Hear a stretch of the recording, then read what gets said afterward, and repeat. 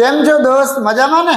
ગઈકાલના live લેક્ચરની અંદર આપણે બહુ જ મજાના ધમાકેદાર મેથ્સના ક્વેશ્ચન છે ને સોલ્વ કર્યા અને આજે આપણી ચેલેન્જનો 45મો દિવસ અને આ 45મા દિવસની અંદર હું તમને લેક્ચર નંબર 45 છે એ સોલ્વ કરાવું છું અને આજનો આપણો આજે લેક્ચર છે એ સામાજિક વિજ્ઞાનનું એક મોડલ પેપર રહેવાનું છે ચેપ્ટર નંબર 11 ભારત જળ સંસાધન આના વિશે આપણે ચર્ચા કરવાની છીએ પણ હજી પણ કોઈ બાળકે આપણો ગઈકાલનો લેક્ચર ન જોયો હોય તો ચોક્કસ જોતા આવજો પણ પૂરો સમય લઈને જાજો કારણ કે આપણે ગઈકાલના દિવસે 4 કલાકનું લાઈવ સ્ટ્રીમિંગ કરેલું અને એ 4 કલાકની અંદર ઘણા બધા વિદ્યાર્થીઓએ સાથે મળી અને એક સરસ મજાનું 80 માર્કનું મેથ્સનું પેપર છે એ સોલ્વ કર્યું। હવે આપણે જે કંઈ ચર્ચા કરવાના છીએ એ ચર્ચા આજના દિવસે સામાજિક વિજ્ઞાન ઉપર રહેવાની છે। પછી તમને જેમ જેમ લેક્ચર આગળ જશે એમ આગળનો જે કંઈ પ્લાન છે હું તમને સમજાવતો જઈશ અને એક સરસ મજાના પ્લાન સાથે હું કામ કરવાનું વિચારું છું। એક નવો જ આઈડિયા આવ્યો છે મગજમાં પણ અત્યારે આપણે શરૂઆત કરીએ ચેપ્ટર નંબર 11 ના મોડલ પેપરની વિષય છે સામાજિક વિજ્ઞાન। ક્વેશ્ચન નંબર 1 છે કે નીચેની બહુહેતુક યોજનાઓના લાભવંતી રાજ્યની સાચી જોડી ઓળખાવો। તો જ્યારે તમને આવી રીતના વિકલ્પ છે એ જોડકા સ્વરૂપે પૂછાયેલો હોય ત્યારે તમારે આની અંદર શું કરવાનું તો કે આમાંથી તમને જે કાંઈ પણ આવડે એ એક વસ્તુ છે એ મેચ કરાવી લેવાની। જેમ કે હું વાત કરું તો ભાખડા નાગલ છે એનો લાભ કોને થાય છે? પંજાબને। मतलब કે પહેલામાં બીજો ઓપ્શન આવતો હોય એવા વિકલ્પ જુઓ તો પહેલામાં બીજો ઓપ્શન એક અહીંયા છે આમાં નથી એટલે એ ઓપ્શન ગયો આમાં છે એટલે આ આવી શકે આ ઓપ્શન ગયો।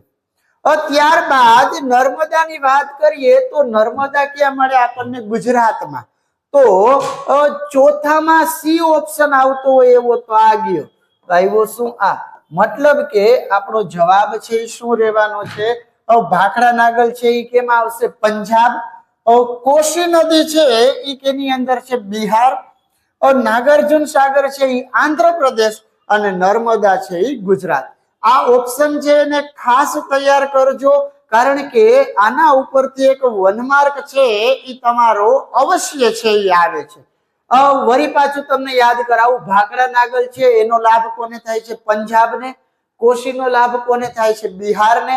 નાગાર્જુન સાગર છે એ આંધ્રપ્રદેશ અને નર્મદા છે એ ગુજરાત। એકદમ સરસ મજાનો 1 માર્ક સોલ્વ કર્યા બાદ આપણે ક્વેશ્ચન નંબર 2 જોઈએ તો ક્વેશ્ચન નંબર 2 છે એ શું કહેવા માંગે છે? તો બીજી સદીની અંદર ગ્રાન્ડ એનિકેટ નહેરનું નિર્માણ કઈ નદીમાંથી થયું હતું? તો ખાસ યાદ રાખજો મિત્રો ગ્રાન્ડ એનિકેટનું નિર્માણ છે એ ક્યારે કઈ નદી ઉપર થયેલું? કાવેરી નદી ઉપર। શું કીધું છે? બીજી સદીની અંદર ગ્રાન્ડ એનિકેટ નહેરનું નિર્માણ છે એ કઈ નદી ઉપર થયું હતું? તો કે કાવેરી નદી ઉપર। આમાં બે રીતે પૂછાઈ શકે કે આ ગ્રાન્ડ એનિકેટ છે એ કઈ સદીમાં થઈ હતી? તો બીજી સદીમાં। અને કઈ નદી ઉપર થઈ હતી? તો કે કાવેરી નદી ઉપર। પછી ખાલી જગ્યા રાજ્યમાં સૌથી ઓછું સિંચાઈનું ક્ષેત્ર જોવા મળે છે તો સિંચાઈનું સૌથી ઓછું ક્ષેત્ર તમને જોવા મળે છે મિઝોરમની અંદર। કેની અંદર જોવા મળે? મિઝોરમ। માત્ર ને માત્ર 7.3% જેટલું જ સિંચાઈ છે એ મિઝોરમમાં છે।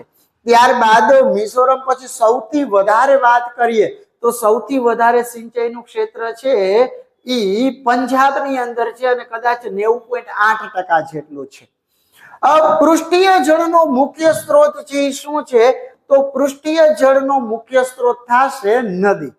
શું કહું છું? બીજી સદીની અંદર ગ્રાન્ડ એનિકેટ નામની જે ભવ્ય નહેર છે એનું નિર્માણ ક્યાં થયું હતું? તો કે કાવેરી ઉપર। કયા રાજ્યની અંદર સૌથી ઓછું સિંચાઈનું ક્ષેત્ર જોવા મળે? તો કે મિઝોરમની અંદર। પૃષ્ઠીય જળનો મુખ્ય સ્ત્રોત કોણ છે? નદી। ત્યારબાદ આપણે વાત કરીએ ક્વેશ્ચન નંબર 5 તો ખાલી જગ્યા રાજ્ય એ સિંચાઈના ખાલી જગ્યાએ સિંચાઈનું મુખ્ય માધ્યમ છે તો સિંચાઈનું મુખ્ય માધ્યમ શું આવશે? તો કે કુવા અને ટ્યુબવેલ। સિંચાઈનું મુખ્ય માધ્યમ છે એ કોણ છે? કુવા અને ટ્યુબવેલ। મોટા ભાગની જે કઈ સિંચાઈ છે એ કેના દ્વારા થતી હોય છે? કુવા અને ટ્યુબવેલ દ્વારા. પણ દક્ષિણ ભારત અને પૂર્વ ભારતમાં ખાલી જગ્યા દ્વારા સિંચાઈ છે વધારે કરવામાં આવે છે. દક્ષિણ અને પૂર્વ ભારતની વાત કરીએ તો આ બધી જગ્યાએ કેના દ્વારા સિંચાઈ વધારે થાય છે? તળાવો દ્વારા. પછી જળ છે એક રાષ્ટ્રીય સંપત્તિ છે, તો આ વિધાન કેવું છે? સાચું. પછી પૃથ્વી પર જળ સંસાધનનો મુખ્ય સ્ત્રોત છે કોણ છે? વૃષ્ટિ એટલે કે વરસાદ છે, તો આ વિધાન પણ કેવું છે? સાચું. બહુ જ સરસ મજાના પેલા તમને 8 1 માર્ક કરાવું છું કે ખાલી જગ્યા છે સિંચાઈનું મુખ્ય માધ્યમ છે, તો સિંચાઈનું મુખ્ય માધ્યમ એટલે કુવા અને ટ્યુબવેલ. પછી દક્ષિણ ભારત અને પૂર્વ ભારતમાં કેના દ્વારા વધારે સિંચાઈ થાય છે? તો દક્ષિણ અને પૂર્વ ભારતની વાત કરીએ તો તળાવ દ્વારા સિંચાઈ વધારે થાય છે. પછી જળ છે એ કેવી રાષ્ટ્રીય સંપત્તિ છે, તો આ વિધાન કેવું થશે? સાચું. પૃથ્વી ઉપર જળ સંસાધનનો મૂળ સ્ત્રોત કોણ છે? વૃષ્ટિ એટલે કે વરસાદ, તો આ વિધાન પણ કેવું થશે? સાચું. નેક્સ્ટ હવે આપણે થોડાક ક્વેશ્ચન ની વાત કરીએ તો એ ક્વેશ્ચન ની અંદર સૌથી એક સરસ મજાનો ક્વેશ્ચન તમને સમજાવું છું. બહુહેતુક યોજના એટલે શું, કે બહુહેતુક યોજનાનું મહત્વ સમજાવો. આ ક્વેશ્ચન તમને વીકલી એક્ઝામ ની અંદર આવી શકે છે. બહુહેતુક યોજનાની વાત કરીએ તો કે નદીઓ ઉપર બંધ બાંધી મોટા જળાશયો બનાવવા અને એના પાણીનો ઉપયોગ સિંચાઈ છે, જળ વિદ્યુત ઉત્પાદન છે, પૂર નિયંત્રણ છે, જમીનનું ધોવાણનું નિયંત્રણ છે, આંતરિક પરિવર્તન છે, પરિવહન છે, મત્સ્ય ઉદ્યોગ છે, મનોરંજન છે, આ બધા હેતુ માટે કરવામાં આવતી જે યોજના છે એને કેવી યોજના કહે છે? બહુહેતુક યોજના. ખાસ સાંભળજો દોસ્તો, બહુહેતુક યોજનાનો અર્થ શું છે? તો કે નદી ઉપર કે તળાવ ઉપર બંધ બાંધી મોટા જળાશયો બનાવવા. શું કીધું છે? કે નદી ઉપર બંધ બાંધી મોટા જળાશયો બનાવવા અને એની અંદર જે પાણી ભેગું થાય એ પાણીનો ઉપયોગ તમે સિંચાઈ માટે કરો, પછી જળ વિદ્યુત ઉત્પાદન કરવા માટે કરો, પૂર નિયંત્રણ માટે કરો, જમીનના ધોવાણનું નિયંત્રણ કરવા માટે કરો, આંતરિક પરિવહન કરવા માટે કરો, મત્સ્ય ઉદ્યોગ માટે કરો, મનોરંજન માટે કરો. આવા અલગ અલગ હેતુઓ માટે આનો ઉપયોગ કરવાની જે યોજના છે, આવી યોજનાને શું કહેવાય? બહુહેતુક યોજના. બહુહેતુક યોજના એટલે એવી યોજના કે જેની અંદર એક કરતા વધારે હેતુઓ સિદ્ધ થતા હોય. એટલે નદી ઉપર બંધ બાંધી મોટા જળાશયો બનાવી એ જળાશયના પાણીનો ઉપયોગ પેલું તો આપણે કેના માટે કરીએ છીએ? કે સિંચાઈ માટે. પછી બીજું તો કે એની અંદરથી જળ વિદ્યુત ઉત્પન્ન કરવા માટે. ત્રીજું તો કે પૂર નિયંત્રણ માટે. ચોથો ઉપયોગ કેના માટે કરીએ છીએ? જમીનનું ધોવાણ અટકાવવા માટે. પાંચમો છે તો કે આંતરિક પરિવહન, મત્સ્ય ઉદ્યોગ, મનોરંજન, આવા ઘણા બધા હેતુઓ માટે જે કોઈ પણ યોજના બનાવવામાં આવે એવી યોજનાને કેવી યોજના કહીશું આપણે? બહુહેતુક યોજના. હવે આ બહુહેતુક યોજનાના આપણા હેતુ શું હતા?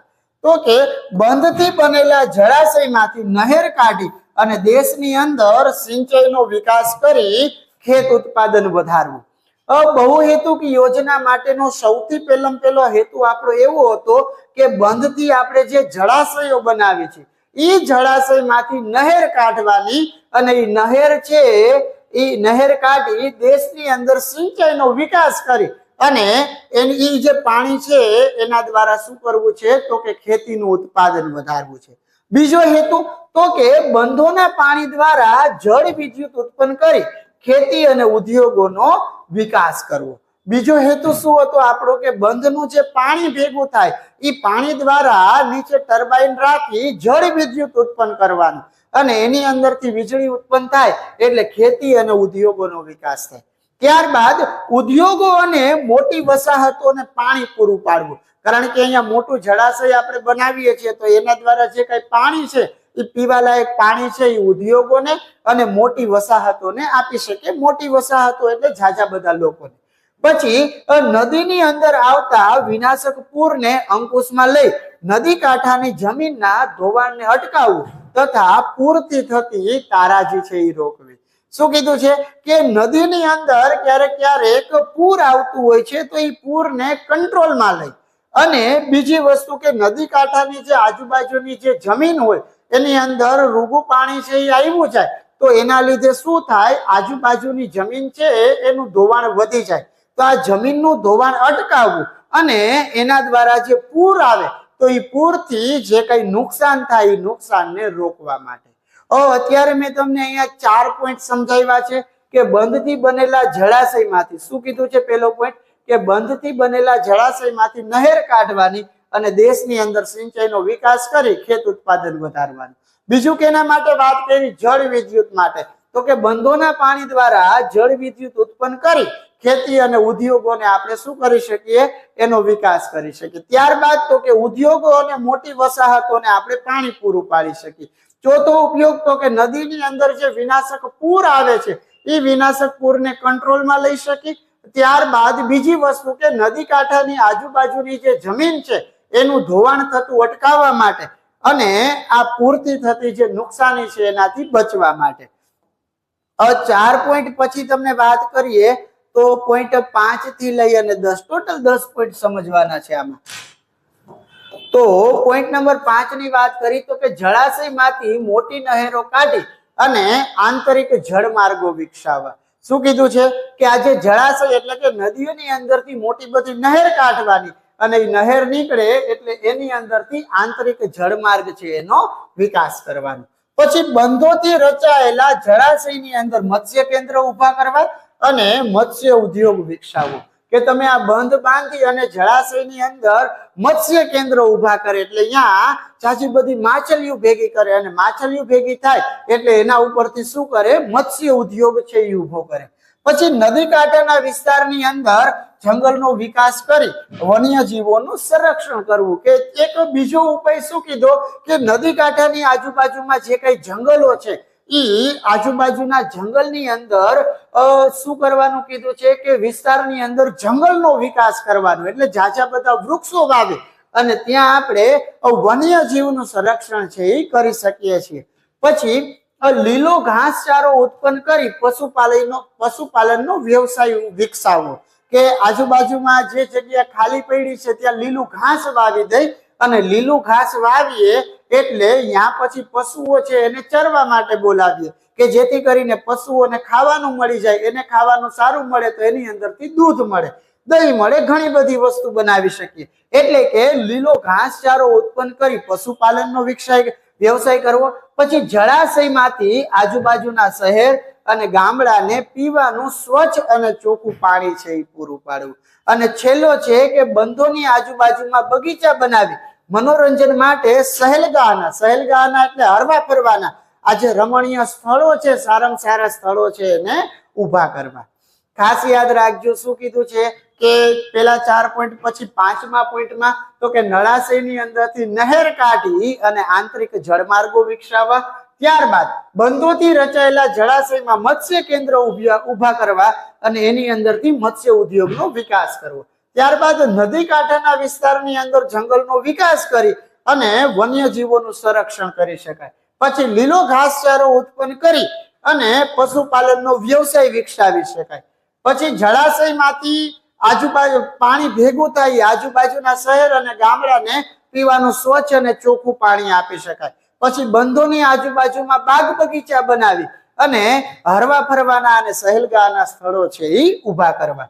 તો આ એક સરસ મજાનો ક્વેશ્ચન હતો કે જે વીકલી એક્ઝામની અંદર આવી શકે. ત્યારબાદ એક નાનો એવો 2 માર્કનો ક્વેશ્ચન કે જળ સંસાધનની સંકલ્પના સમજાવો. જળ સંસાધનની વ્યાખ્યા સમજાવો.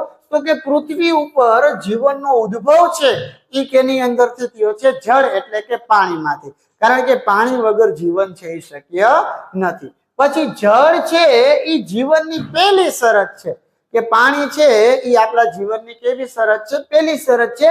એના વગર આપણું જીવન છે એ શક્ય નથી. પછી સમગ્ર જીવસૃષ્ટિની વાત કરીએ તો સમગ્ર જીવસૃષ્ટિ માટે જળ એટલે કે પાણી છે એ કેવું સંસાધન છે, અનિવાર્ય સંસાધન છે.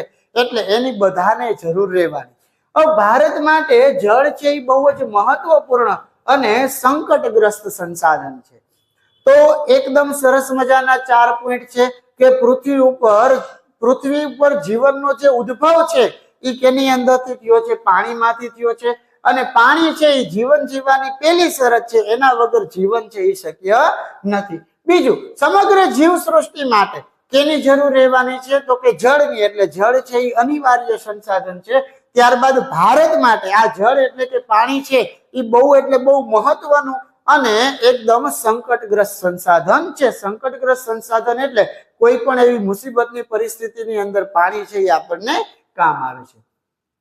ત્યારબાદ આપણે વાત કરીએ તો ક્વેશ્ચન નંબર 11 કે જળ વ્યવસ્થાપન માટે આપણે કયા કયા મુદ્દાઓ છે એને ધ્યાનમાં લેવા જોઈએ. શું કીધું છે કે જળ વ્યવસ્થાપન માટે આપણે કયા કયા મુદ્દાઓ છે એને ધ્યાનમાં રાખવા જોઈએ. જળ વ્યવસ્થાપન એટલે પાણીને વ્યવસ્થિત રીતે સાચવવા કારવવા માટે આપણે કયા કયા મુદ્દાનું ધ્યાન રાખવું જોઈએ? તો કે જળના યોગ્ય વ્યવસ્થાપન માટે નીચે મુજબના મુદ્દા ધ્યાનમાં રાખવા જોઈએ કે નીચે દર્શાવેલી વિગતો મુજબ પાણીનો કરકસરપૂર્વક ઉપયોગ કરવાથી એનું યોગ્ય વ્યવસ્થાપન કરી જળ સંકટથી બચી શકાય છે. પહેલું શું કીધું છે કે જળના યોગ્ય વ્યવસ્થાપન માટે આપણે શું ધ્યાનમાં રાખવું જોઈએ કે અહીંયા જે કંઈ પણ વિગતો આપેલી છે એ વિગતોને આપણે ઉપયોગ કરી અને પાણીનો કરકસરતાપૂર્વક એટલે એકદમ જોતા મુજબનું જ પાણી વાપરી અને ઉપયોગ કરીએ તો આનું વ્યવસ્થાપન છે યોગ્ય રીતે થઈ શકે. જેમ કે બગીચાના છોડને પાણી પાવા માટે, વાહન ધોવા માટે, નાવા ધોવા માટે, શૌચાલયની અંદર, વોશ બેસિન, આ બધી જગ્યાએ સાદું પાણી છે એ કરકસરતાપૂર્વક વાપરવું જોઈએ. શું કીધું છે કે બગીચાના છોડને પાણી પાવું હોય કે પછી વાહન ધોવા હોય, નાવા ધોવા માટે, શૌચાલયની અંદર, વોશ બેસિનમાં, આ બધી જગ્યાએ આપણે જે પાણીનો ઉપયોગ છે એ જોતા પૂરતો કરવો જોઈએ. હદ કરતા વધારે પાણી છે એ વાપરવું જોઈએ નહીં. અને આના માટે અલગ અલગ પ્રક્રિયાથી શુદ્ધ કરેલું પીવાનું પાણી વાપરવું છે એ બરાબર છે નહીં. શું કીધું છે કે પીવાનું આ જે બધી વસ્તુ છે એની અંદર પીવાના પાણીનો ક્યારેય ઉપયોગ કરવો જોઈએ નહીં. સાદા પાણીનો ઉપયોગ કરો તો વસ્તુ છે એ ઓકે છે. પછી જળ સંરક્ષણ અને વ્યવસ્થાપનની પ્રવૃત્તિમાં લોક જાગૃતિ પેદા કરી સ્થાનિક લોકોને સામેલ કરવા જોઈએ. કે જળ સંરક્ષણ એટલે પાણી બચાવવા માટે અને પાણીનું વ્યવસ્થિત રીતે આયોજન કરવા માટે, એના ઉપયોગનું આયોજન કરવા માટે આવી અલગ અલગ જાતની પ્રવૃત્તિઓ કરી અને લોકોની અંદર જાગૃતિ ફેલાવી જોઈએ. અને ત્યાંના લોકોને આ બધી વસ્તુ કરવા માટે, પાણીને બચાવવા માટે, પાણીનો ઉપયોગ કરવા માટે એ લોકોને સમજાવી અને એને આની અંદર શું કરવા જોઈએ? ઇન્વોલ્વ કરવા જોઈએ. જળાશયોને પ્રદૂષણથી બચાવવા જોઈએ કે આજુબાજુની નદીની અંદર કે તળાવની અંદર આ કારખાનાનો કચરો ન છોડે કે પછી એવી કાંઠાની જગ્યાએ ગંદકી ન કરે. આવી બધી વસ્તુનું ખાસ ધ્યાન રાખવું છે. કારણ કે પ્રદૂષણથી બરબાદ થયેલા જળાશયને સારું બનવા માટે ઘણા બધા વર્ષો છે એ લાગી જાય છે. તો કે જળ વ્યવસ્થાપન માટેના અગત્યના આપણે અહીંયા 4 પોઈન્ટ જોયા કે પાણીનો કરકસરતાપૂર્વક ઉપયોગ કરી અને આપણે પાણીનું જળ વ્યવસ્થાપન કરી શકીએ છીએ. બીજી વસ્તુ કે બગીચાની અંદર છોડ છે, શૌચાલય છે, વોશ બેસિન છે, આવી અલગ અલગ જાતની પ્રવૃત્તિઓ માટે આપણે સાદું પાણી છે એ વાપરવું જોઈએ, નહીં કે પીવાનું શુદ્ધ પાણી. પછી જળ સંરક્ષણ અને વ્યવસ્થાપનની પ્રવૃત્તિની અંદર આજુબાજુના લોકોને ઇન્વોલ્વ કરવા જોઈએ. ત્યારબાદ જળાશયોને પ્રદૂષણથી મુક્ત કરવા જોઈએ. પ્રદૂષણ ત્યાં થતું અટકાવવું જોઈએ. કારણ કે આવા જળાશયોને વળી પાછા ચોખ્ખા કરવા માટે બહુ એટલે બહુ જ વધારે સમય છે એ લાગી જતો હોય છે.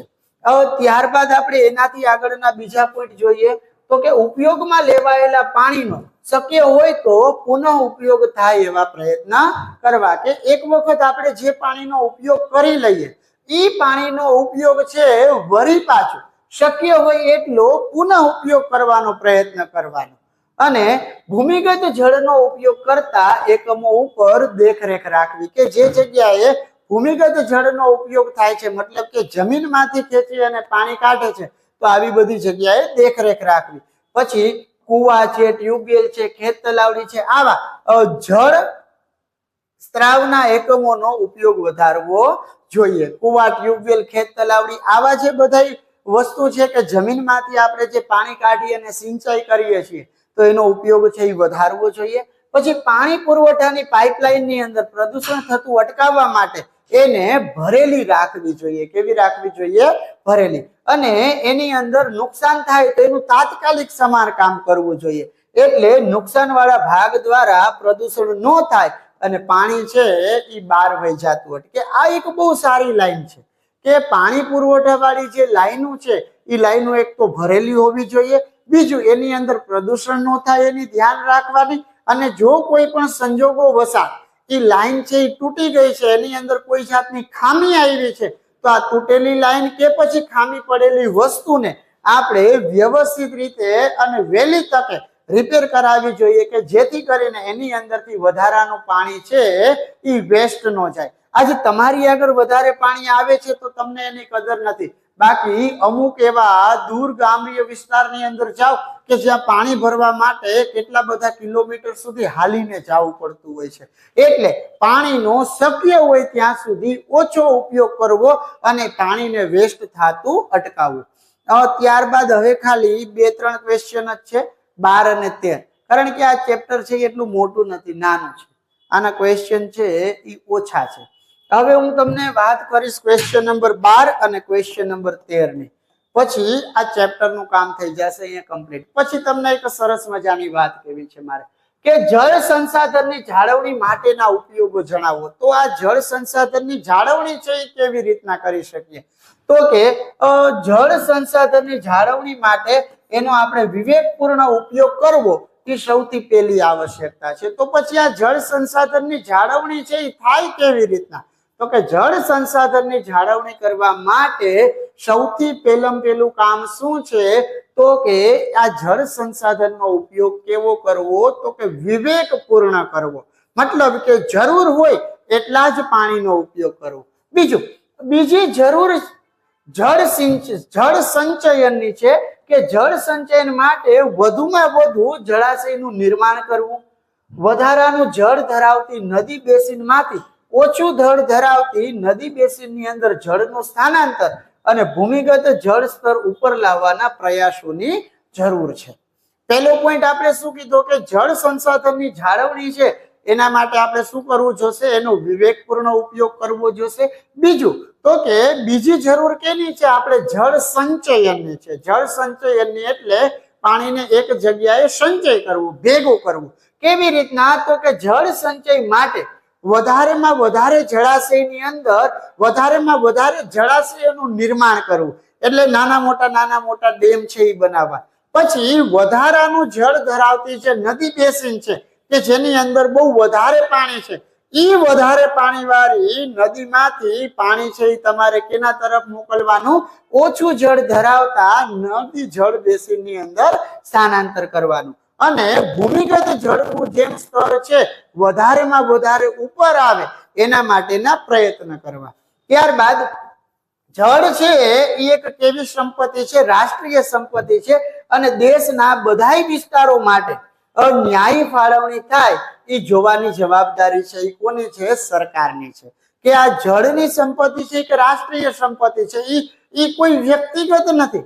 એટલા માટે આ બધા વિસ્તારોની અંદર આ જે પાણી છે એનું વ્યવસ્થિત રીતે સંચાલન થાય, વ્યવસ્થિત રીતે દરેક વ્યક્તિને આ પાણીનો લાભ મળે એ વસ્તુઓ જોવા માટેની જવાબદારી અને એની ફરજ છે એ કોની આવે? આપણી સરકારની આવે. અને આ અંગે કોઈ પણ આંતરરાજ્ય જળ વિવાદ હોય તો એનો જલ્દીથી ઉકેલ લાવવો જરૂરી છે કે જેથી કરીને નદીઓ ઉપર બંધ બાંધી થતા જળાશયનું નિર્માણ છે એ અટકી ન જાય.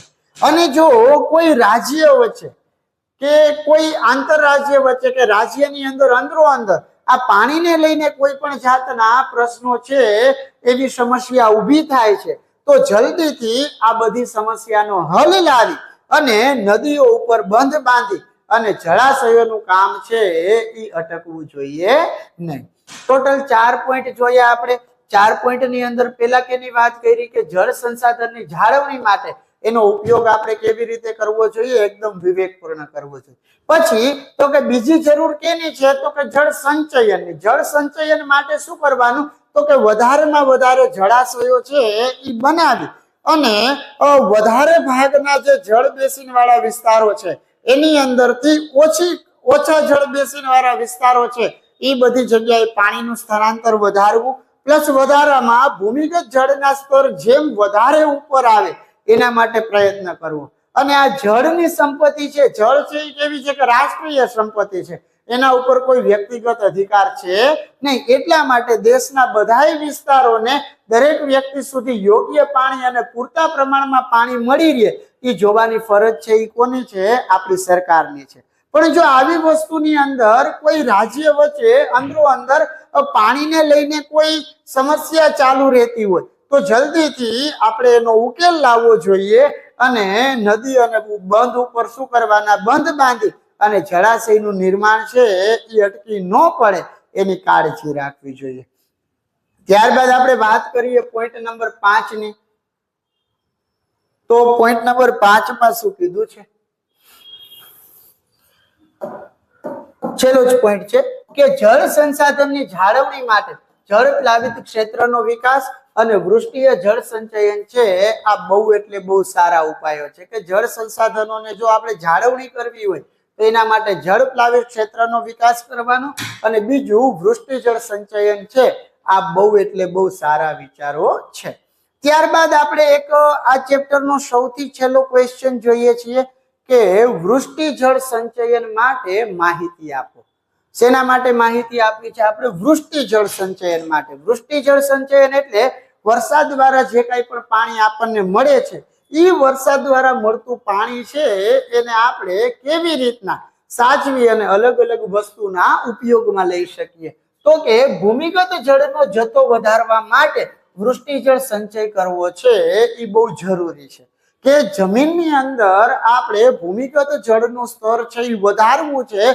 તો એના માટે સૌથી બેસ્ટ રસ્તો શું છે? તો કે વૃષ્ટિ જળ સંચય.